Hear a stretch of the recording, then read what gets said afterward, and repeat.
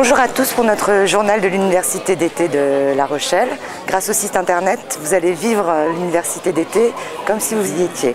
Alors au menu de cette troisième édition, d'abord la rencontre de Martine Aubry avec le MJS vendredi, le débat sur la sécurité avec un atelier très suivi animé par Jean-Jacques Urvoas, notre secrétaire national à la sécurité. Autre sujet, la grande plénière sur comment faire société qui était animée par Christian Paul. Enfin, l'incontournable sujet et le mode d'emploi des primaires, expliqué par le non moins incontournable Arnaud Montebourg. Et puis un petit scoop, des images que vous n'avez peut-être jamais vues, les jeunes au réveil au camping du MJS ce matin. C'est la Fédération de l'Ardèche qui vient ici à La Rochelle aux universités d'été. Comme on le fait depuis le tout début, c'est une tradition chez nous. Et en même temps, ça permet aussi à des militants de la base de venir avec nous pour partager des moments de convivialité comme ce soir.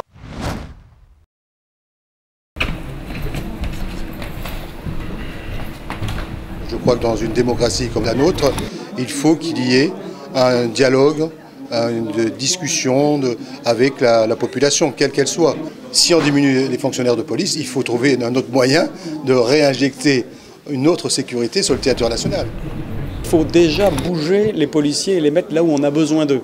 Parce que si vous prenez deux cartes, une carte de l'implantation policière et une carte de la délinquance, vous n'avez pas un décalque parfait. Donc ce simple constat-là doit amener des réformes. Pour le coup, ça ne coûte rien. Et là aujourd'hui, moi j'ai beaucoup apprécié l'intervention de Jean-Jacques Urvoas qui, je crois comme secrétaire national aux questions de sécurité au Parti socialiste, fait vraiment un travail très conséquent. Et j'espère qu'à La Rochelle l'année prochaine, nous pourrons vraiment à un moment présenter un socle commun, bien sûr de valeurs de la gauche et des écologistes, mais aussi de propositions précises sur la police, sur la justice, sur les questions d'insertion. Il y a vraiment un gros boulot ensemble à faire.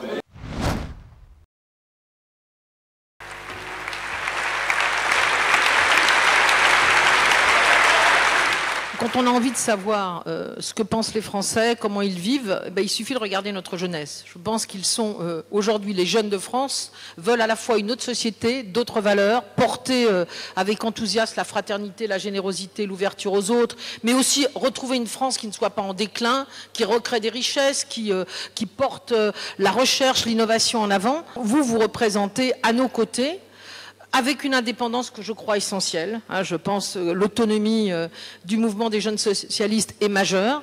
Vous représentez cette partie de la jeunesse de France engagée et qui veut porter ses valeurs.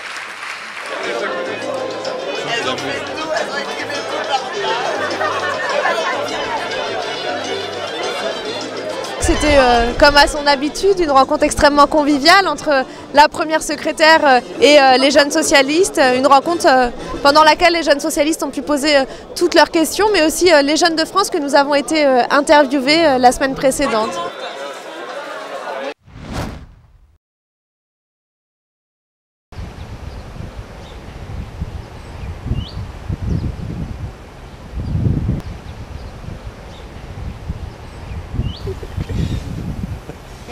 Mais on... Ah, salut. Ça va? Ouais. Ah ouais, c'est régulier. Ah mais vous êtes à deux en plus dedans. Ouais, c'est pour ça. Hein. En fait, ça paraît petit, mais c'est pas si simple que ça.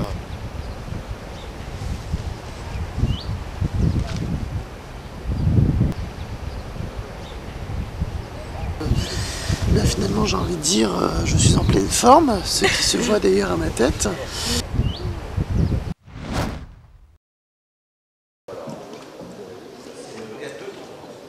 Il faut des programmes qui soient globaux, c'est-à-dire qui pensent le désordre du monde et non pas simplement le désordre de la société et de la nation. Et donc il faut, un parti comme le Parti socialiste doit avoir une vision globale et à partir de là, penser les problèmes internes à la société.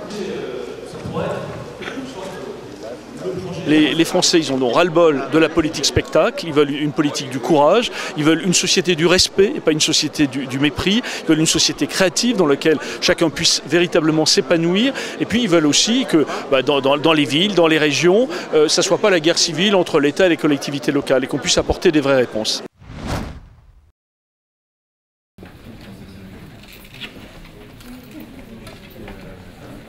c'est une révolution démocratique au sens où les Français qui assistent, même les militants socialistes qui assistent traditionnellement passifs à l'évolution de la campagne présidentielle, là vont faire l'histoire. Ils vont écrire, choisir le candidat, participer, mettre à l'agenda telle ou telle question, associer leurs voisins, leurs amis, questionner les candidats. Écoutez, les Américains nous ont expliqué comment ils ont fait gagner Obama, alors qu'ils avaient perdu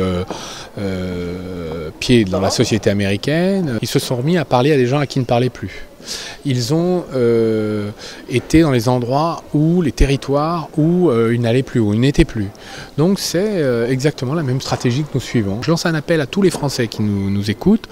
Investissez-vous dans nos primaires, venez tenir des bureaux de vote, venez faire campagne avec nous, prendre parti pour les candidats. Vous n'êtes pas dans les partis politiques, mais votre avenir vous intéresse. À bientôt pour les primaires ouvertes et populaires de la gauche tout entière et sa victoire en 2012.